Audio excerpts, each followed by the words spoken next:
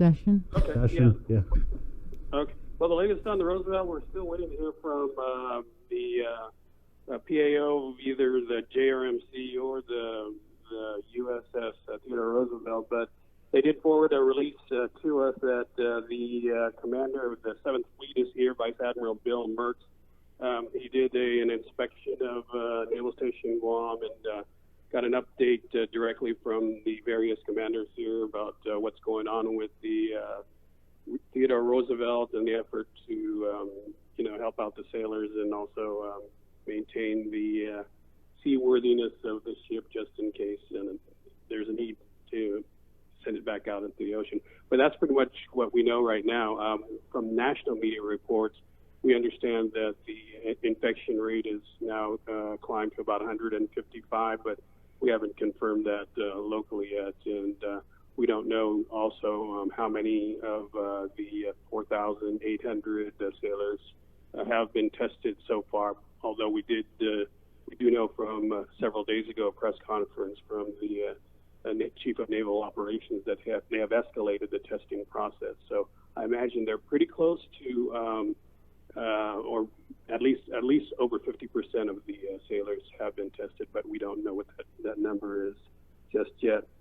Moving on to the legislature, we also don't know when emergency session is going to take place. We've put in calls to the Democratic leadership, have not heard back from them, although the closest we've gotten to a date is that it will be sometime this week. And even the Republican minority does not know. As a matter of fact, even as we're speaking, I think Senator Jim Moylan is taking his protest literally to the steps of the Congress Hall. He said he's going to be out there starting from now until he hears back from the speaker on when session is going to take place. Wow. So I guess they got a way to get rid of him. They're like, okay, we don't do this unemployment, whatever he's asking for, he's just going to stay there. Yeah. Well, he's really going to stand? He's doing a one-man standing protest right now. Wow. Yeah, I told him, Senator, can you send us a selfie? Because when we got the release, send us a selfie and we'll put that on the air. I think he's going to stop at about 11 because he's going to go to this, apparently Congressman St. Nicholas has online news conference. And then after that's over, he said he's going to go back to the steps of the legislature. But, obviously, the governor has asked the legislature to meet, to convene in session, because she wants a couple of things. She needs their authorization for a curfew for all and for checkpoints.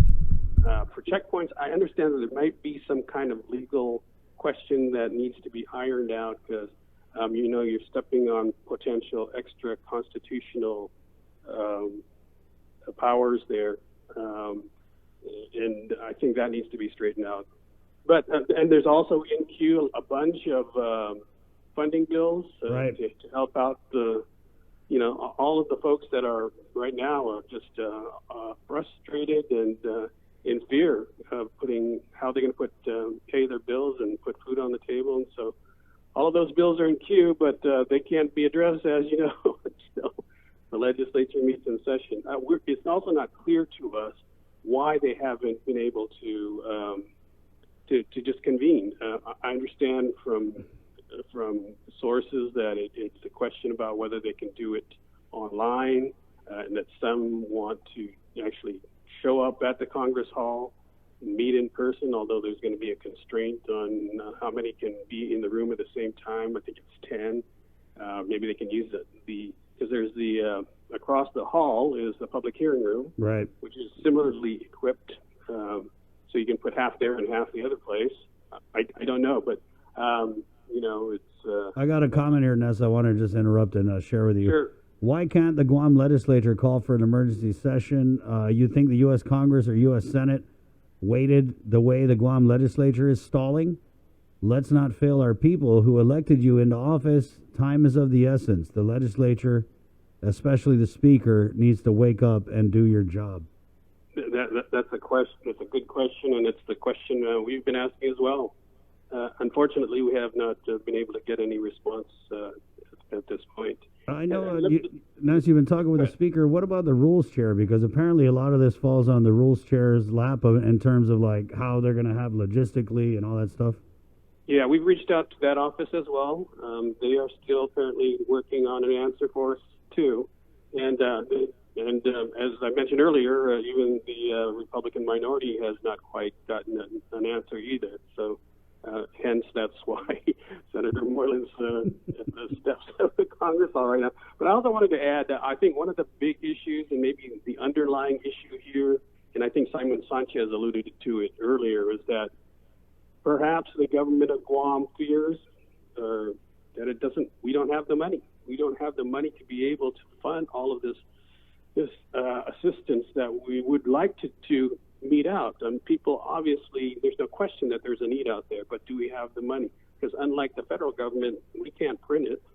So how much do we actually have in cash? What is our cash flow? And it clearly, there's not going to be a whole lot coming in. Like Simon mentioned, businesses aren't going to be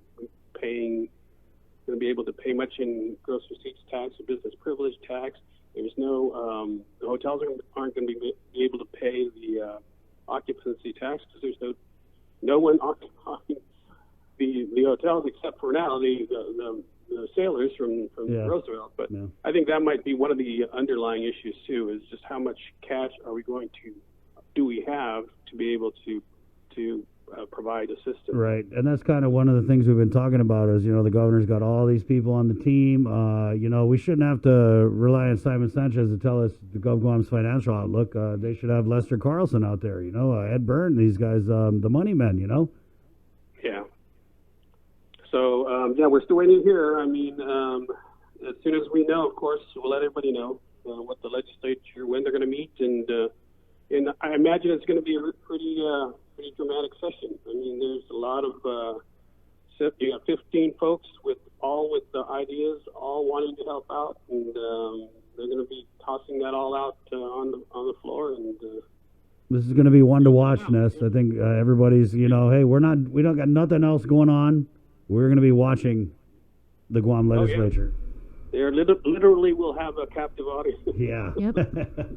So I'm curious to see, because I watch a lot of session, and there's a lot of a lot of hijinks is one way to put it. So you guys are going to have center stage. It's going to be all on display. So be on your best behavior. We're watching. All right. Ness, anything else you want to add in here? That's it for now. You guys stay safe. You too, Ness. Wash your hands. And you guys are doing a fantastic job. You're doing a fantastic job. Let me tell you. I laugh at these press conferences whenever it's Nestor Licanto's term. Oh, can I take that question? Yeah. Yeah, I mean, that was awesome. Friday we had, some of these media, they asked the weirdest questions. And so I don't know what media it was. They're like, how do you not have a question as a respectable media?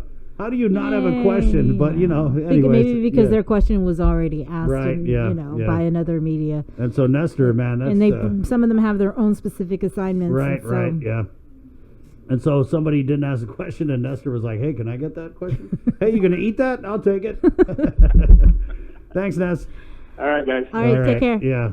Hey, and we know, hey, this is the time to step up. Everybody step up. And that's all that we're expecting from people, from... the governor on down to the media, everybody, this is our time. Yep. This is our time to step up. So let's go to Saipan now. Where it's the last day for flights in and out of the Commonwealth of the Northern Mariana Islands. Tomas Maglotnia, he has been doing an excellent job covering things for us in the NMI. Tomas, good morning. Good morning, Bree and Chris. Good morning. Tomas, what day is it in the CNMI? It is